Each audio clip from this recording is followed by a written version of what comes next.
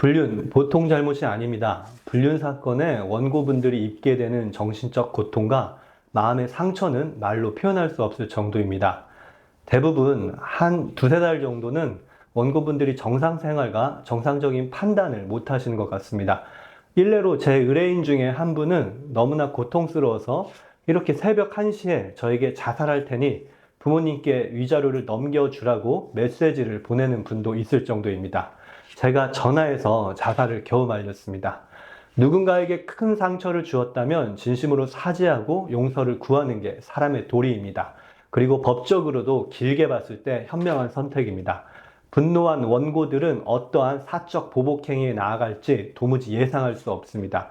불륜으로 인해서 폭행, 명예훼손 사건이 우리 주변에 너무나 쉽게 일어나고 있고 심지어 살인 사건까지 벌어지기도 합니다.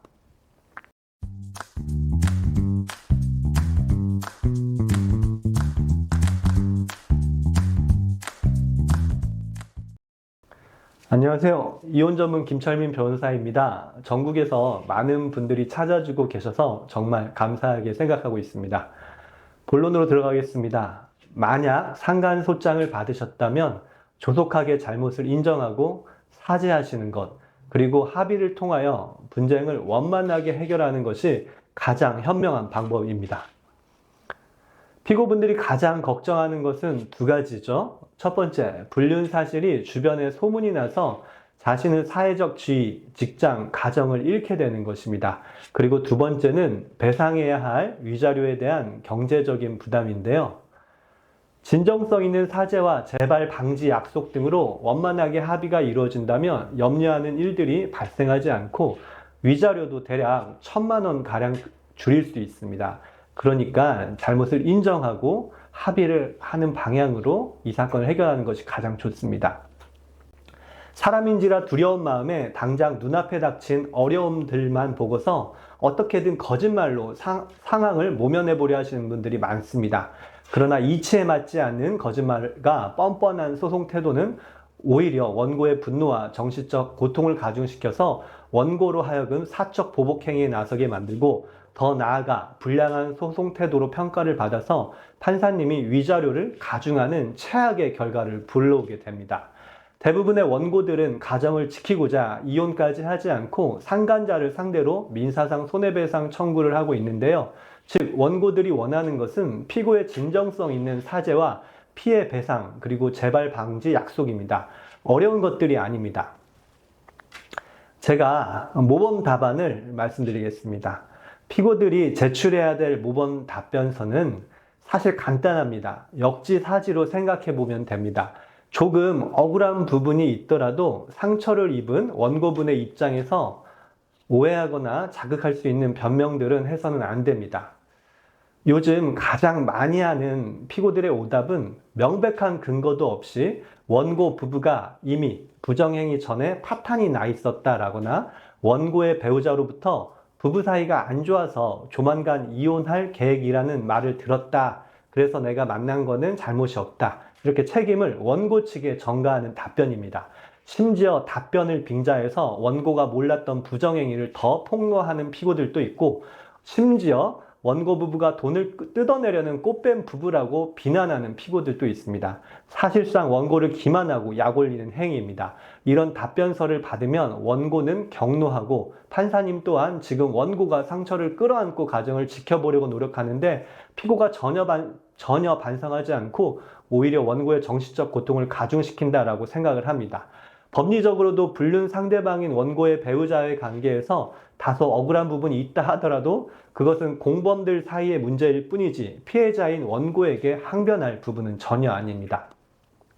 사죄와 합의로 사건을 끝내기를 희망한다면 답변서에 많은 말을 하실 필요가 전혀 없습니다. 사건 특성상 대부분의 원고는 피고의 어떠한 변명도 믿어주지 않고 거짓말을 찾아내 반박하기 위해서 두 눈을 부릅뜨고 있습니다. 따라서 첫 번째 답변서에는 주로 사죄의 뜻과 조정, 합의를 원한다는 정도만 밝히시면 됩니다. 자필 사죄문을 첨부하는 것도 좋습니다. 많은 피고분들이 소장에 사실이 아닌 부분이 있는데 어떻게 해야 하냐, 원고나 판사님이 오해하면 어떡하냐 이렇게 문의를 하는데요. 원고가 작성한 소장에는 부정행위의 기간과 내용에 대해서 사실이 아니거나 과장된 진술이 있기 마련입니다.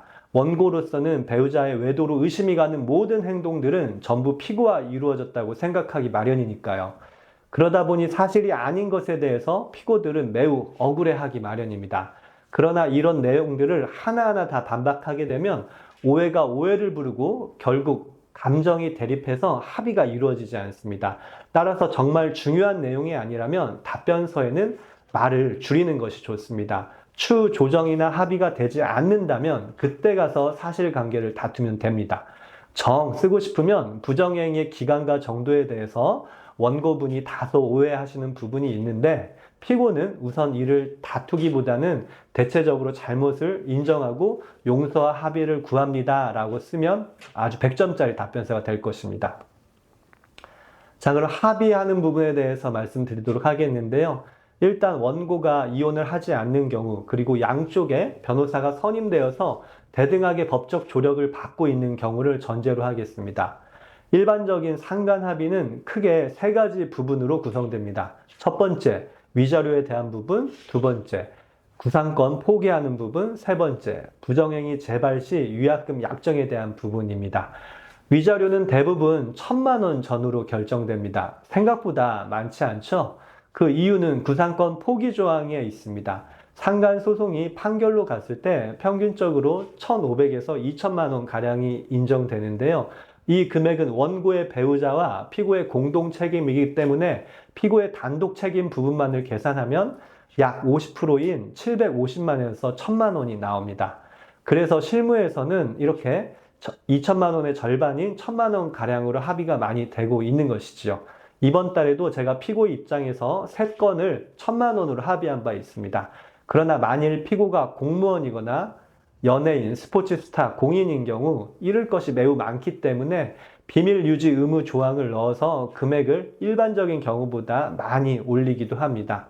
저는 1억 3천만 원까지 합의를 성사시켜 본 적도 있습니다. 그러나 아주 예외적인 경우이기 때문에 대부분 1,000만 원 가량으로 합의가 되고 있습니다. 좀 원고 입장에서는 수용하기 어려운 금액이지만 현실이 그렇기 때문에 이와 같은 점을 고려하셔야 합니다. 간혹 가다가 피고들이 정말 억울한 경우도 있지요. 원고의 남편이 피고를 일방적으로 쫓아다니거나 성범죄에 가까운 스킨십을 한 사건들이 있었는데요. 저는 이 같은 경우 논리적인 반박과 원고의 배우자를 법원에 증인으로 불러내서 증인신문을 함으로써 피고의 억울함을 밝혀서 위자료 청구를 기각시킨 적도 있습니다. 그러나 이러한 경우는 매우 예외적인 경우이고 상간소송에 있어서 대부분 피고에게 일정 부분 잘못이 있는 경우가 허다합니다. 그러니 상간소장을 받게 되면 사죄를 하고 합의하는 길이 가장 현명한 방법이라고 생각합니다. 철변TV 구독자분들에 한해서 제가 직접 법률 상담을 해드리고 있습니다. 어려움을 겪고 계신 분은 문의 전화번호로 언제든지 전화 주셔도 좋습니다. 제가 직접 전화를 받고 제가 직접 상담해 드리도록 하겠습니다. 그리고 앞으로 제가 일주일에 하나씩 영상들을 업데이트할 예정이니까요. 구독, 좋아요, 많은 관심 부탁드리겠습니다. 감사합니다.